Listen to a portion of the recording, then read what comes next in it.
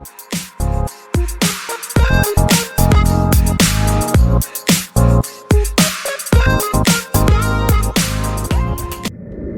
up, guys? Welcome back to That So Dev. So today we will be reacting to 3Quency this Christmas. Okay, I'm excited about it. Look, okay, a girl group and a Christmas song goes together like bread and butter for me. All right, make sure you like this video and subscribe. I don't want to waste any more time. Let's get into it. You know I love my girlies. Let's go. And this Christmas will be a very special Christmas. Wait, hold on, because first of all, I didn't expect you to step on the track like that and gag me. Okay, I just want to go back just a little bit. We only 14 seconds in. Let me at least go halfway back, girl, because that... Come on. I'm gonna get to know you better. Ooh. It's Christmas, and as we try Ooh. how much fun it's gonna be together. Yeah. That's my girlie. I know her. Sing, cause you be eating.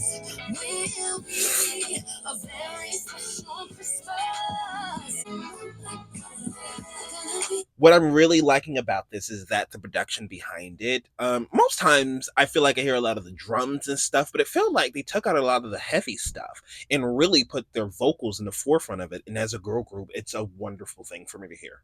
Merry Christmas. Presents and cards are here. My world is filled with cheer and you. Yeah. What? Ooh, the tightness on those harmonies.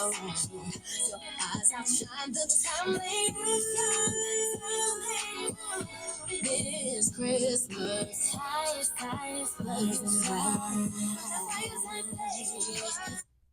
Time out, because all of them have this raspiness, like all of them.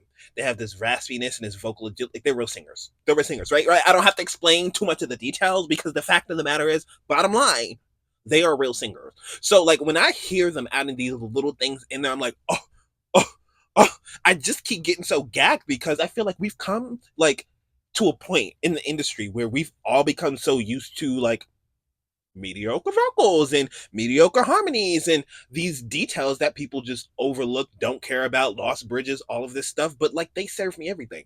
And ironically, right, because the last album that I feel like I really was able to stream and I felt everything within that album, the transitions and blah blah blah blah blah blah, they came from a girl group.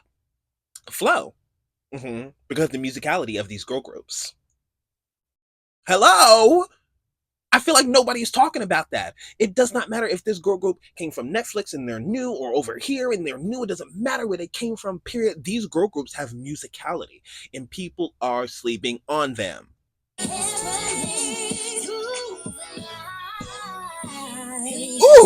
that run. Ooh. A very special Christmas for me.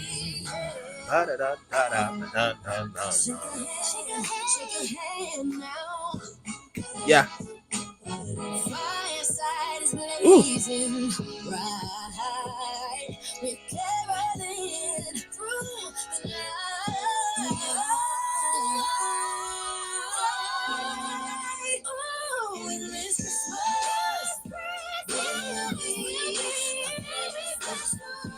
Whoa. You know that meme that I'm talking about where it's like, sorry, nobody. But girl, that's how I feel. Because like sometimes I don't know what to do when those harmonies are so tight and they're just keeping it together just so in a straight, perfect line. Something my brain doesn't know how to process it. I just be like this, like, what am I to do? Yeah.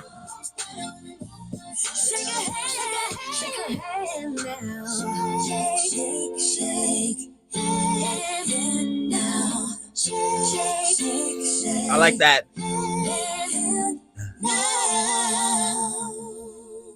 Ooh! First of all, I love that cover. I loved it. I loved it. I loved it. I'm gonna have it on replay and I'm putting it in my Christmas playlist. Okay, do you hear me? No! Because like I love the creativity that girl groups bring to the forefront. I mean, they have everything that you need. Everything that you need, everything. Because, and a lot of it is because of misogyny. Let's just be real. Let's be open. We're gonna have a conversation, right? So girl groups got to do all this stuff, and boy bands can walk around in a t-shirt and jeans and be perfectly fine. They don't even have to harmonize, girl. They can just sing a pop song as if they are a solo artist and share the lines, and everything's perfectly fine. They don't got to coordinate. They don't got to do none of it. They don't have no choreography. Girl groups have to do every single thing, and it showcases them all the time, all the time at a 10 because they don't have a choice. But when boy bands do serve, right? When they really do serve, we see the T pop out, right? But girl groups, they always have to be on 10. But if a boy band's on 10, we're like, oh, dang. And that's why K-pop has taken the group formula and applied our methods if we were to go about it the correct way in our label vicinity, because a label will take a group and bleed it dry and think, oh, you cost too much money.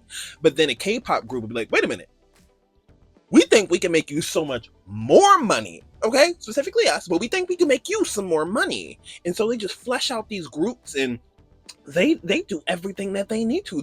There is no deficit with these groups because they just roll in, the fans are connecting. But in America, we are fumbling the bag of groups so much that there has to be a hybrid now of a K-pop and an American company to come together to utilize the K-pop formula that actually is our own formula per se, and it kind of be heightened in a way that makes these groups have an experience that's so what's the word I want to say connectful, but I don't even think that's the correct word.